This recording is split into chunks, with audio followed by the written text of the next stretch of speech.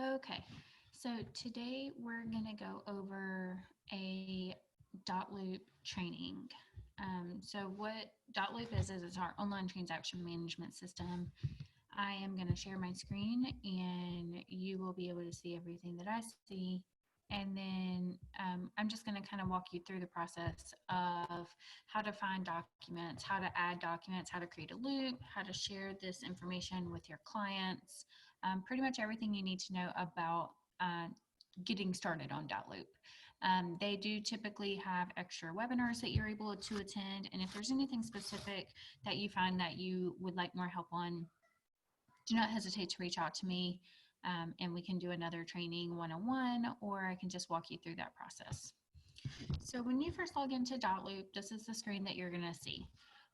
This is what we call the home screen on Dotloop. And the way that we can get here, if we're anywhere else on the site, is by clicking this Dotloop Premium icon up here, or we can click this loop icon right here. A little bit about these icons on the top right.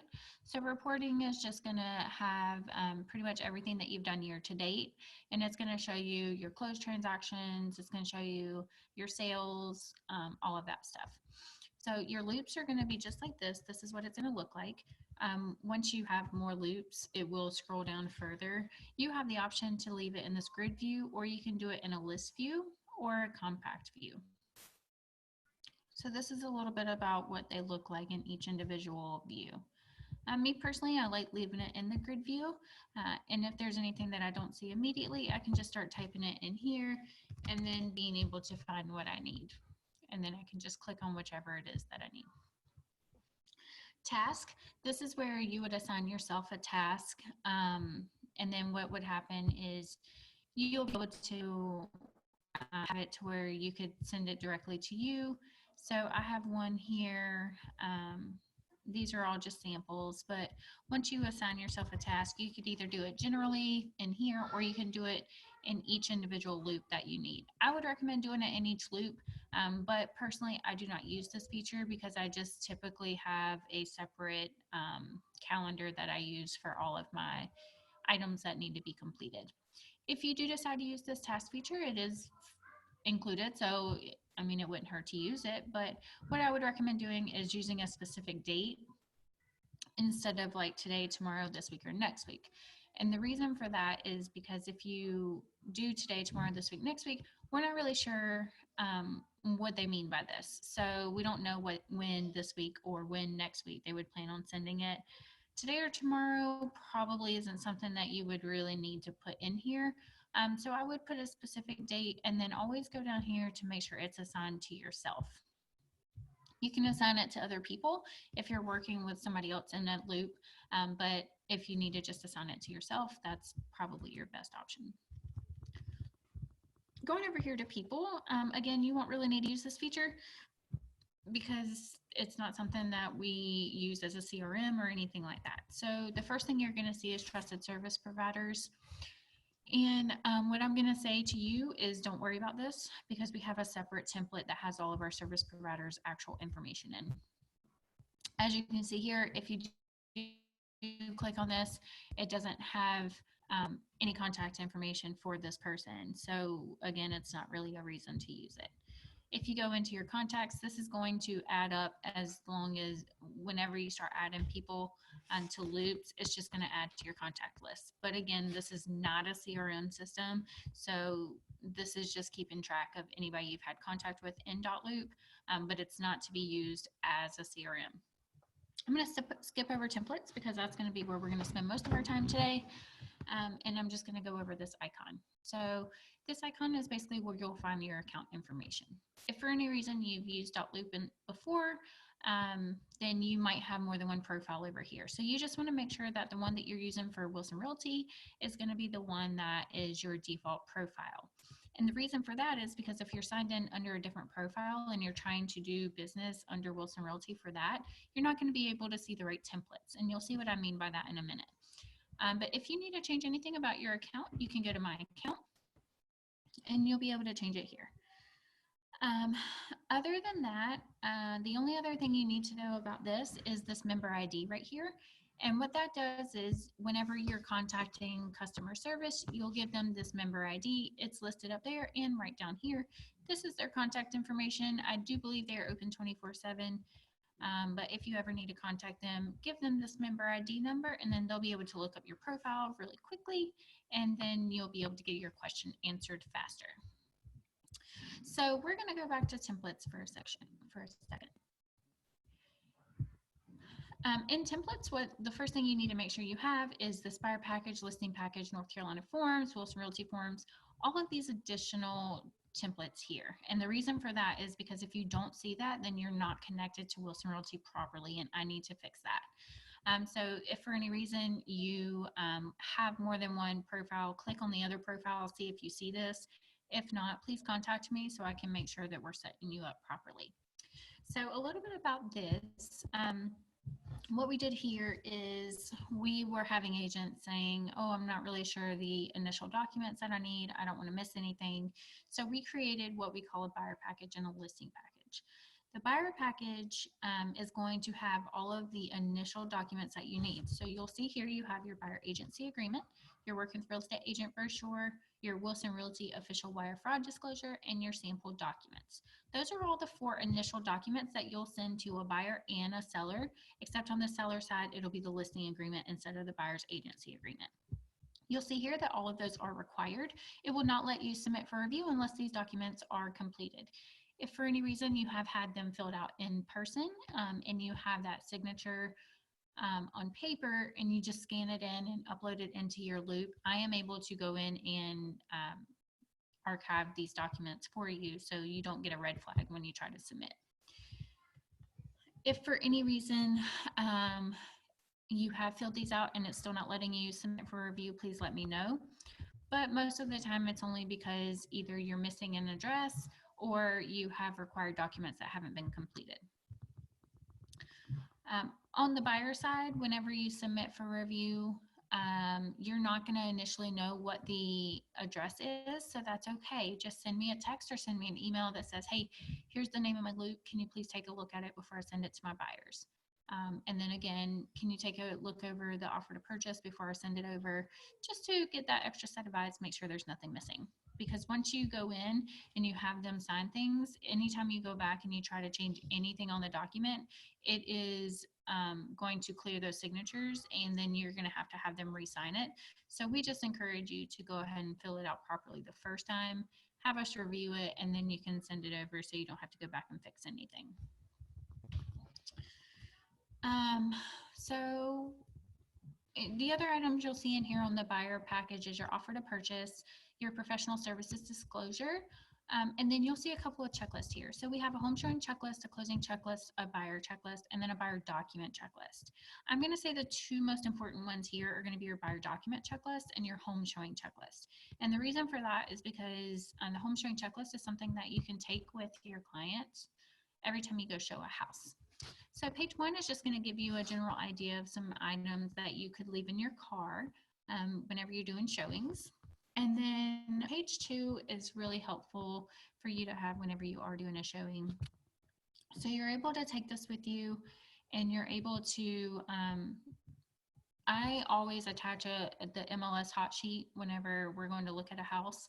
So I'll have the MLS hot sheet and then this home showing page, and then I let them know ahead of time, hey, I'm going to be asking you what you do and don't like about the house, how you rate the home, etc. But what I also do is when they're walking through the house and they're making comments, because we all know that they do make those comments to themselves or out loud, I write them down as we go, and then a review at the end. So here are some things that I heard that you liked about the house. Here are some things I heard that you didn't like about the house. Can you tell me a little bit more about that? I have them rate the home, and then I have them ask if they could change one thing, what would it be for them to buy this house? And then we want to keep the list to a top 3. So if this is the 4th home on their list, we want to knock one off. So this is where you would put in what other one would be knocked off. So what I do here is you would just print out that one particular page. And I'm sorry, I didn't show you how to do that. But when you're in a document, all you have to do is go here to file and then print, and then you would just print it off that way. What I've been using recently is I've just been taking an iPad with me. And so I have OneNote that I use for all of my clients. And I would save the MLS sheet onto OneNotes and then save that page two onto my OneNotes as well. And I would just take all of my notes virtually and then send it to them afterwards. So closing checklist, that's just going to be something that you're going to fill out for us. So we know if there's a referral, we know who to expect the check coming from, who to give it to if there's not a name on there, how much the amount should be, closing date, all of this stuff. So that's just us. And then I'm going to skip down here to the buyer document checklist and information. So this is something that we've newly put together, but this gives you a kind of general idea that these are the required buyer documents that are going to be needed. So before you submit an offer, these are the 4 documents that you're going to need, which we've already discussed those. With your offer, these are going to be the items that you're going to need to submit with the offer. So you're going to need your offer to purchase and contract. You're going to need your disclosures that should be found in the MLS under the attachments. If they are not, go ahead and request those from the listing agent. Go ahead and provide the pre-approval letter with your offer. Just a little tidbit that if you're looking at a house that is say $275,000 and they don't want to pay more than $280,000, but the pre-approval letter says $300,000. Most lenders, if you call them and you say, hey, we're putting an offer in for this much, can you make it that much for our offer? They're not going to put an amount higher than what they're already pre-approved for, but they can adjust it to make it lower to help your buyers. If it is prior to 1978, you're going to include that lead-based paint addendum, which again should be in the MLS. If they are an FHA or a VA buyer, you will also include the FHA VA financing addendum. All of this right here is just information that you should be having a discussion with your buyers prior to submitting an offer, because this is the pertinent information that's going to go in the offer. So we want to make sure we know their full and legal names. We want to, of course, have the asking price. Make sure you're having that due diligence and earnest money discussion with them, coming up with a due diligence end date, who the escrow agent will be. We do not hold escrow, or we do not hold earnest money. So please do not ever put Wilson Realty down as an escrow agent, because that will be something you will have to go in and change, because we do not have a trust account. So unless they are specifying a certain escrow agent, or they're specifying a certain closing attorney, the buyer is able to choose that closing attorney, and that's who should be holding your escrow. What we recommend here is to go ahead and have that conversation with them, either while you're going through the houses and showing them homes, just having those conversations, because if you sit down and while you're going through all of these documents at once, the last thing you want to do is start questioning them. Hey, who do you want to use as your attorney? What time do you want to have it due diligence in? When do you want your settlement date to be? They're not going to know any of that. It's your job to walk them through that process. Hey, here are some things that you will be hearing from me. I'm going to be asking you who you want to use for your closing attorney. They probably don't know. They probably don't care. So you're going to give at least one, or at least 2 recommendations. I'll show you where to find our service providers and how to send that information to them in Dotloop. But you always want to make sure to give at least 2 and let them choose. But all of these are things that you would want to have a conversation with them without being overwhelming. So if there's any personal property that's going to be included, you're going to want to put that in. And when you do this in the offer to purchase, please make it as specific as possible. Please do not just put fridge or washer and dryer, because they could replace whatever fridge you're talking about with some standard $100 fridge. And then if it was a stainless steel fridge that your buyers really liked and it's not the same fridge at closing, they're going to be very upset with you because you were not specific. So let's make sure that's as specific as possible. If there's any items that do not convey, it should be mentioned in the MLS. You'll put those in there. Celebrate closing costs, if a home warranty is included, all of this stuff. So pretty much straightforward, but just make sure you have all of that information prior to submitting the offer, because you don't want to be in a situation where it's multiple offers and then you're having to go back and ask these questions to your buyer, and then they're just stressed out at this point that you don't get the offer in time. So while you're under contract, here's a checklist of everything that you need to make sure is completed. And then before closing, all of the documents that you need to make sure are completed. If you are having the check mailed, then it needs to be this mailing address right here. If it is not the correct address, we will not get it. So please do not use the street address of the office because we do not get mail there. We only get mail at this PO box. If for any reason you were unable to go pick it up and they will not send it to a PO box, please let myself or Terry know and we can figure out the best option from there. So we're going to go back, and that is an overview of everything in the buyer package. And then in the listing package, it's pretty much the same thing. We're going to have the listing agreement, the working with real estate agents brochure, wire fraud disclosure, and sample documents. Again, those are all your top 4 required documents. Once you go into here, you also have the Residential Property and Owners Association disclosure and your MOG report. Both of those are for the seller to fill out. Again, I'll show you in here how to send those separately to make sure that the seller's only filling out the things that they need to fill out and nothing more. Again, you have the professional services disclosure in here, and then you have a seller estimated net sheet. This is just to help you go ahead and send it to, and this is to go ahead and kind of have that conversation of here's kind of what you can expect after all of these things have to be paid off. We do also have something that's called a closing cost estimate sheet, and that is to give you a general idea of how much certain things during the process cost. We do have a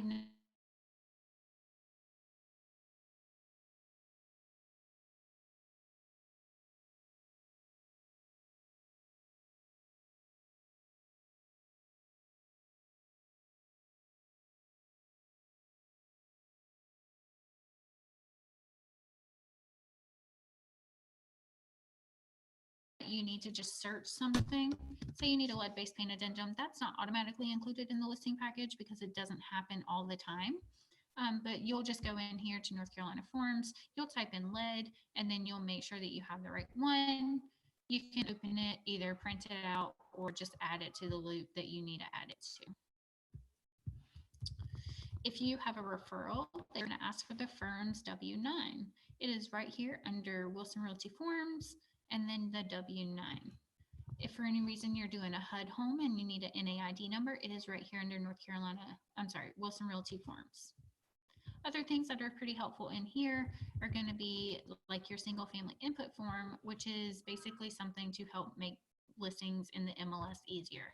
So you would print out this document, fill it out as much as you can, so you're not constantly calling the seller to find out information while you're trying to put it in the MLS. Everything with an R beside it is required. So just definitely take the time to look over this document, print it out, and this is what I do every single time I have a listing. I print this out and I make sure it's completed as much as possible. So all I have to do is basically reference that whenever I'm inputting a listing. Other things that you'll see in here are commercial documents and South Carolina forms. Again, those don't happen very often, but if you need them, they are there. We're going to go into the service provider template, and in here is going to be where you're going to be able to provide your clients with information for certain things like attorneys, lenders, staging companies, insurance, warranties, stuff like that. So what you would do is you would just open up the document for whatever service provider you're looking for. And again, you can either add it to the loop and share it with them directly, or you can print it or download it and just send it over to them.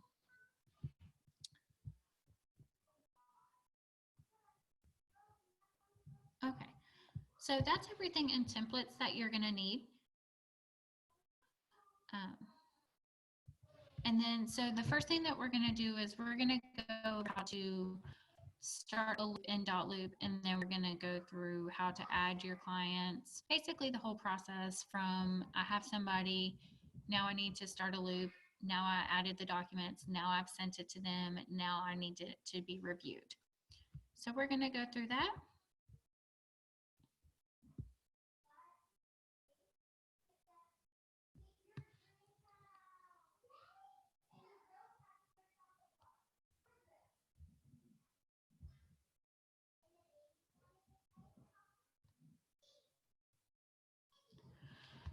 So in here, the first thing that you're going to do is you're going to click Add Loop. Now we have a couple of recommendations for you in this loop on the buyer side. Since you aren't going to have a property address, you can just put their name. So you could put Betty Buyer, or you could put last name, comma, first name, whichever way is best for you. If it is a listing, obviously we would want to put the property address in here.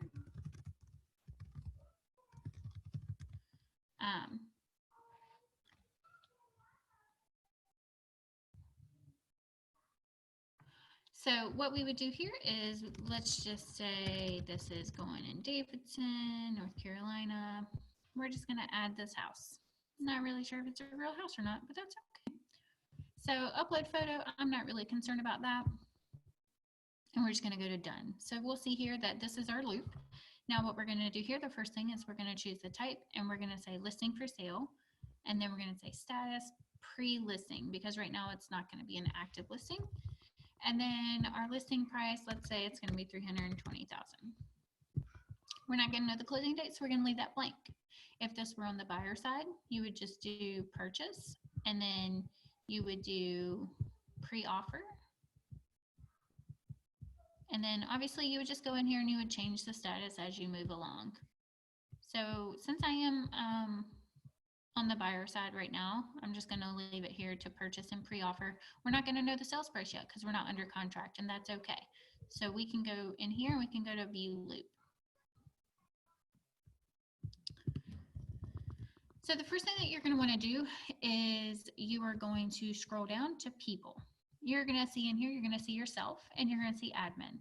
So for yourself, the first thing you want to do is go over here and change your agent status. So either you're the buyer's agent or the listing agent for this transaction. We're going to work on a buyer first, so we're going to go to buyer's agent. Next thing we're going to do, we're going to add person. My fiance doesn't know it yet, but he's going to be my sample person. So we're going to go in here and we're going to go to role and be buyer. Now there's a couple of things that you'll see here. So you'll see a box that says add to my team. You don't want to click that because then they're going to be able to see everything that you see. So the only time I would recommend using this is if you're working with another agent in the same firm and you want them to be able to have access to the documents as well, then you can add to my team for this specific transaction. All of this informational stuff, I don't really care about. If you want to add it, you can. It's not really going to save anything as far as like it's not going to save you time. So the only thing that's required in here is the name, the email, and then the role. You can send an intro email if you want. That's just going to let them know that you added them to a loop. It's going to tell them a little bit about Dotloop, but I have that conversation with my clients before I send anything. So I'm just going to go ahead here and go to add person. So I'm going to make sure that whoever I add, they have an email and a role. If there is a second person or a third person and you're not sure of their information yet, that's okay. You can go ahead and go to add person, and then you can go in and you can add the email later. Just so you're aware, each person that has to sign does need a separate email address because it cannot send to more than one person at the same email. So when you scroll back up to documents, you're going to see a couple of options. So this templates is basically just taking it from our template section, which is going to be the easiest route to do. That right there makes it so it's completely editable and you can just fill everything in and then send it to your clients, everything electronically. In the event that you printed everything out and you just had them fill it out in person, that's okay. You're just going to go ahead and scan it in, save it as a PDF, and then you're going to find it from your computer here and add it to the loop. If you're on vacation and you cannot seem, you don't have the time or you're not able to send anything, say they sent it to you, but they sent it back to you in the form of just a picture. Or another agent sent you an offer, but it's not a PDF format. So what you can do is you can just forward that email to this email address. This email address is an exact email just for this specific loop. So you can just forward that email to whatever documents you have that aren't PDFs. Whatever documents you have that aren't PDFs, and then they will in back part of Dotloop, they will go ahead and transcribe it into a PDF and put it here in your document section for you. If you have any questions about that, definitely let me know. But we're going to do the very simple option. We're just going to go to templates. And since we chose to keep this as a buyer one, we're going to go to buyer package, select all. So instead of just scrolling through here and selecting specific ones, we're just going to select all and we're going to go to copy. Okay, so now we have all of our basic documents that we need. The first thing you're going to do is you're going to go through all of these top 4 and you're going to fill those out. It's going to be very simple. You're going to open it up. It's going to pop up an autofill box just like this. So we want to make sure that we have the right buyer in there, and we want to make sure that we have the right agent in there. All of this little fancy dancy stuff, if it's missing something, that's okay. We can either add it later or we can add it now. Again, this contact information, don't really need it. Autofill. And then so you will go through this just as if you were filling out a regular buyer offer, or I'm sorry, agency agreement. One thing I do recommend is just going ahead and signing your portion of the agent initials and signatures as you're filling this out. And then you'll see a couple of options up here as you're going along. So you can either save it just as it is, you can print it, or you can download it. So if you are meeting with somebody in person, but you want to have this filled out as much as possible, go ahead and fill it out on Dotloop, and that's okay. Then just save it, and then go here to File and Print, and you can have it all printed out. And so all you have to do is just go through the document with them, with everything you've already filled out, instead of filling it out in person. And then all they have to do is sign. If you want to download it and save it for later, or just download it, then that's fine too. Add signatures. So if you have more than 2 people, you can add the signature on here. Don't really need anything else about that. So one thing I am going to recommend is that you don't sit here and do save and share for each individual document, because then they're going to get bombarded with multiple emails, and we want to make sure we're only sending the documents in 1 or 2 emails, especially if it's more than 1 document at a time. So once you get done filling this out, you're just going to click save. Once it saves, then we're going to just click this blue arrow and go back. From here, we're going to go to the next one, and then we're going to go to the next one, and then to the next one. And then what we're going to do is we're going to need the buyer to sign all of these, authorizing that they have all of the initial documents, so we are able to submit that offer to purchase. So we're going to highlight all 4 of those just like this. If you got the buyers to sign the Working with Real Estate Agent brochure in person, you can just take that one off. Let me know. I can just go ahead and you can input it in Dotloop for me as far as the signed portion of this, and then I can go ahead and I can archive this one. But whatever documents you need to send over, you're just going to highlight those. If you do this, it's going to send all of them, and they don't need all of them. They only need the ones that you need them to sign. So we're only going to select those. Now you see a couple of options here. You see archive. It's not going to let you archive required documents like I mentioned before, so we're not going to worry about that right now. If it is something that says optional, you can archive those. Make a copy. There's really no reason to make a copy on any of these. So we're going to skip over that. Open would just be to open it and see what it looks like. Print, again, if you wanted to print them out and have them sign it in person, you could do that. One thing I would recommend is these sample documents, even if you're getting them to sign buyer's agency agreement and all 3 of these in person, don't print out these sample documents. It's 16 pages. You don't need to print it out. Just say, hey, I'll send you a copy of the sample documents to look over. Download, again, if you just want to download it, and Dotloop does have a fax option. You're able to fax, I believe, up to 100 pages. 100 faxes. So if for any reason you need to fax something, you could just do that. Most of the time, you're just going to be using this share feature. So what you would do here is you would just click share, and then it's going to have your person here or people here, how many fields that they need to sign. You're going to see sign in capability over here. So you have the option.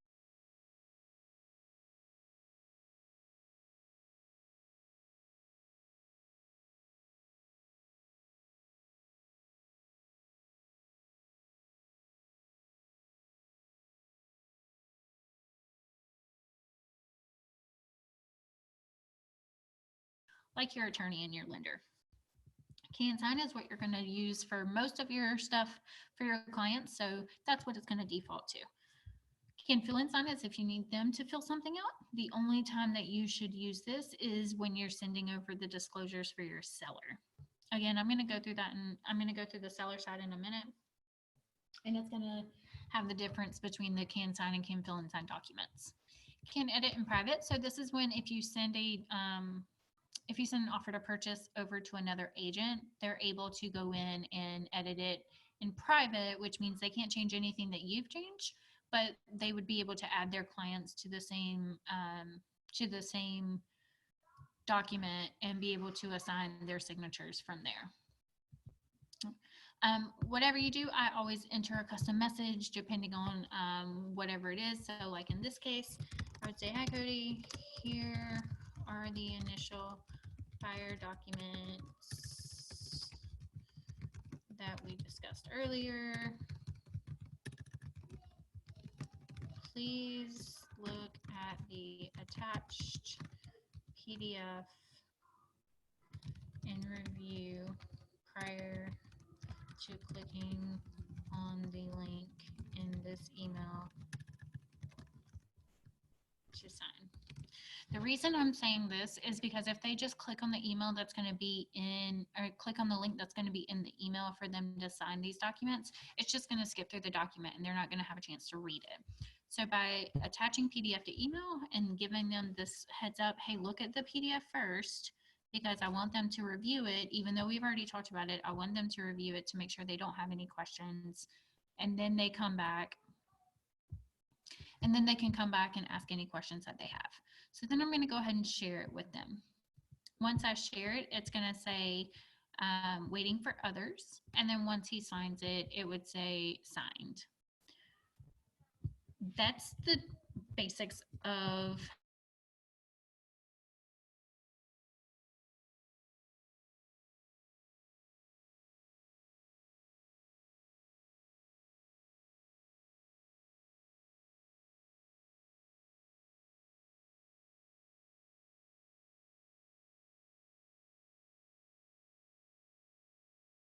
your buyers.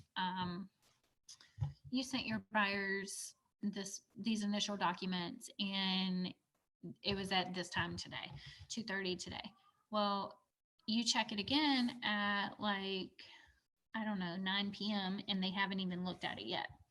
Well, let's not jump to the conclusion, but if it's like 12 o'clock the next day and they still haven't looked at it, this is how you can tell. Go to your activity log and it'll let you know if they've even viewed it or not. If they have viewed it, that's a great time to reach out and say, hey, I saw that you guys were able to open the documents. Did you have any questions about it before you go in and sign anything? I'd be happy to answer any questions. If they haven't viewed it, then you can say, hey guys, just want to make sure you got my email with all the documents that we're going to need you to sign.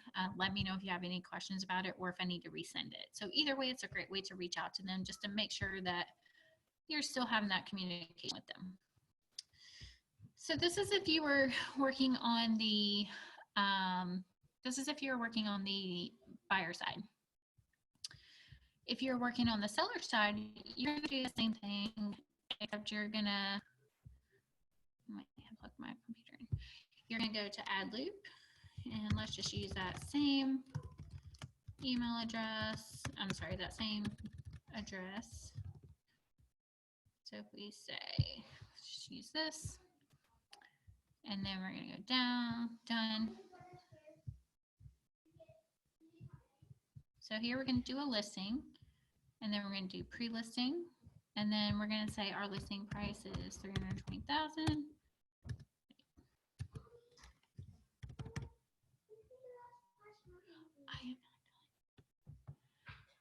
Okay, so we're not going to, again, know a closing date right now, and that's okay. We're just going to go to view loop, and that's going to create our loop for us. We're going to kind of bypass everything else that's in here. That is basically the same thing. You scroll down.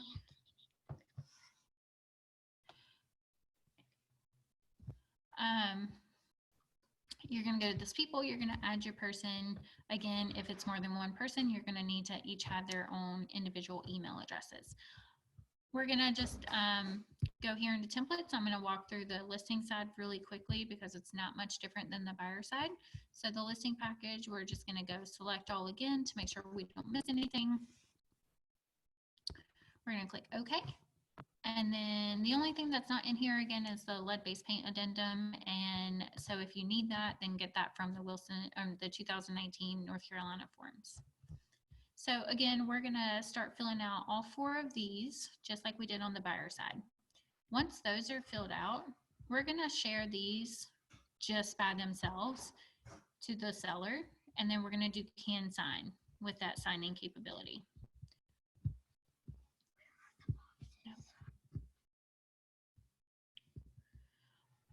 Once we have, the only extra step that we're going to take on the listing side is we're going to go ahead and give them the ability to fill these 2 disclosures out. So please remember that your ARPIDs and your mineral and gas rights disclosures have to be filled out by the seller. What we can do is we can go in here, we can put their names and the property address in here, and then we would just save it. So all of that is already in there. That's one less thing they have to fill out, but we cannot click the yes, no's, or no representations.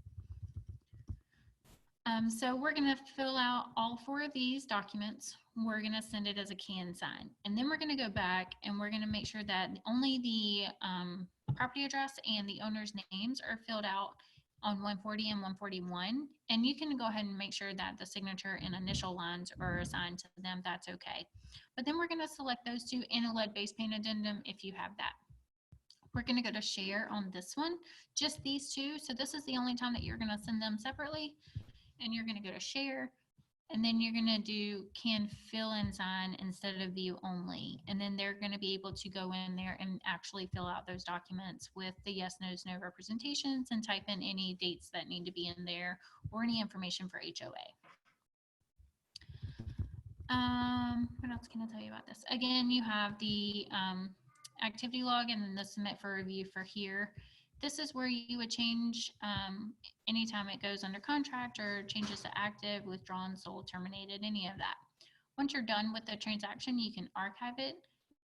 Everything stays in Dotloop for up to 7 years. I know we only need it for 3, but it stays in here for 7. Clients can always come back and they don't have to have a Dotloop account to sign these documents, but they are able to create a free account and then they'd be able to also see these documents for up to 7 years. I'm going to wrap up my Dotloop training here. But again, if you have any questions about this, or if you feel like there is something else that you would like more training on, please don't hesitate to reach out. You're always able to log into Dotloop and then go ahead and create any amount of sample loops that you want to use. You can use me as a sample buyer or seller if you need to. Just what I'm going to recommend is don't use anything that's already active in the MLS unless it is an actual transaction, just because we don't want anything to get mixed up. So yeah, that's it for me. I'm going to leave this up and have it for you to review, and you'll always be able to refer back to it. But if you have any specific request, again, we can work with you one-on-one and be able to answer those questions for you. Great. I hope you guys have a great day.